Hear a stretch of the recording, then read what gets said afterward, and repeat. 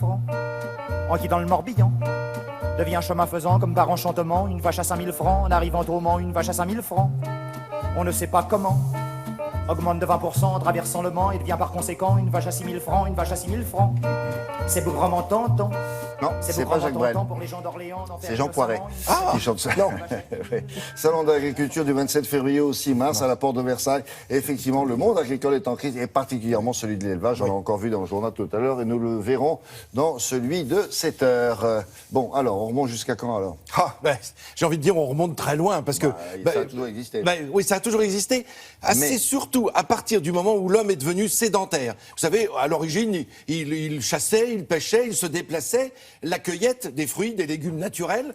Donc voilà, il n'avait pas besoin d'élevage ni de cultiver, puisqu'il se déplaçait suivant la météo et puis suivant ce qu'il trouvait. Il se ravitaillait avec ce qu'il trouvait. Voilà, exactement, naturellement. Et puis au moment où il commence à s'installer, à se sédentariser, alors il va domestiquer certaines espèces animales et il va surtout pratiquer l'élevage. L'élevage, évidemment, ça va correspondre à peu près il y a quoi? Il y a 12 000 ans. Grosso modo, il y a 12 000 ans, l'homme, l'être humain commence à se... voilà notre héroïne du moment. L'homme va commencer à domestiquer les animaux. Là, c'est l'héroïne. D'ailleurs, on va en revoir des vaches dans le sujet que nous vous proposons, parce que la vache est toujours, vous avez remarqué, le symbole des... Ouais. En général, le symbole, là, c'est Cerise, elle pèse 850 kilos, elle a 8 ans, elle nous vient de Bazas. Alors voilà, c'est une vache que l'on peut voir d'ailleurs pendant le salon, qui est le 53e salon international de l'agriculture. On pourra la voir, on pourra la caresser si on le souhaite. Alors, ce que je vous... Qu'est-ce qu'elle va... C'est moi qui suis sur la photo, elle va dire, c'est ça? Non, mais voilà, on va la reconnaître. Écoutez, elle a un regard sympa quand même. Ouais, plutôt, elle est très photogénique. Alors, 8 millions de vaches en France, hein, c'est la population pour, grosso modo, 20 millions de bovins en tout, donc 8 millions de vaches. Alors, ce que je vous propose, c'est de partir avec le premier animal, celui qui a été le premier domestiqué. Ça va vous surprendre, parce que figurez-vous que le premier animal domestiqué, c'est le chien. Ah, vous allez me dire, quel rapport avec le salon de l'agriculture? Ben si, au cours du salon de l'agriculture, il va y avoir des concours de chiens, et ce chien est devenu, c'est séparé du loup, il y a quoi? Il y a 100 000 ans à peu près. Je vous propose de regarder des images. 100 000 ans, vous imaginez, ça fait beaucoup. Mais oui, c'est à partir de ce moment-là qu'on ne savait plus si on était entre chien et loup. C'est, vous savez, ce moment indescriptible de la journée entre le jour et la nuit. Et puis là, on voit ces chiens, alors des chiens d'élevage qui vont servir pour garder, pour conduire les troupeaux, pour être attelés. Le chien d'attelage a existé jusqu'au XXe siècle dans les rues de Paris ou dans les rues de province. Et puis là, on a le fameux musher, vous savez, celui qui conduit.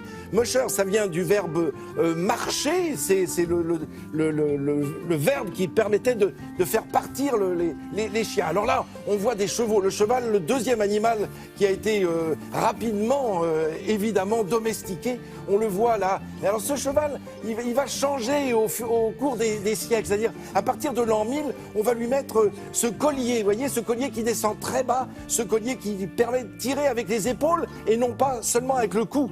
Car quand le cheval tirait avec le cou, il s'étranglait, il manquait d'air, il manquait de respiration, il manquait de force. Alors le ferrage des chevaux, ça c'est presque récent, j'ai envie de dire. Les Romains avaient imaginé une hyposandale, c'est-à-dire une sandale pour les chevaux, c'est-à-dire une protection qui était plutôt faite en cuir plutôt qu'en acier. Et comme le disait très justement Jules Renard, le cheval est le seul animal dans lequel on a le droit de planter des clous. Alors le fer va permettre de protéger les pieds et de protéger les sabots. Alors on parlait des vaches. La vache, c'est un symbole. Alors évidemment, on va la domestiquer surtout pour...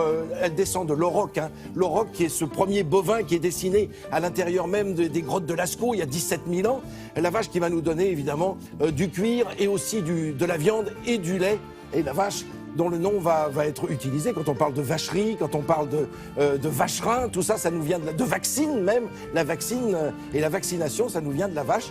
Là, on voit le joug de bœuf. Pas la joue de bœuf, hein, J-O-U-E, qui se mange, mais le joug, J-O-U-G, qui permettait de conduire deux animaux à cornes. C'était le principe de base, il fallait que ce soit des animaux à cornes, car ça bloquait évidemment cette grosse barre de bois. Et puis, dernier animal, peut-être celui qui remonte au plus loin, on trouve des traces d'abeilles il y a 60 millions d'années, c'est ce que retrouvent les archéologues. Évidemment, on va l'utiliser pour la cire, on va l'utiliser pour le miel et on va surtout l'utiliser pour le sucre. C'est la première utilisation du sucre naturel. Alors, il faut des animaux. Après, l'homme utilisera des plantes, l'agave, évidemment la betterave, la canne à sucre. Mais voilà, tout cela, c'est de la plante. Alors là, on n'est plus dans le domaine agricole. Voilà. À partir de samedi. Clin d'œil amical à ce monde de l'élevage qui souffre beaucoup en ce moment avec des tarifs qui ne leur permettent pas de vivre, tout simplement, si j'ose dire. Merci beaucoup, à tout à l'heure.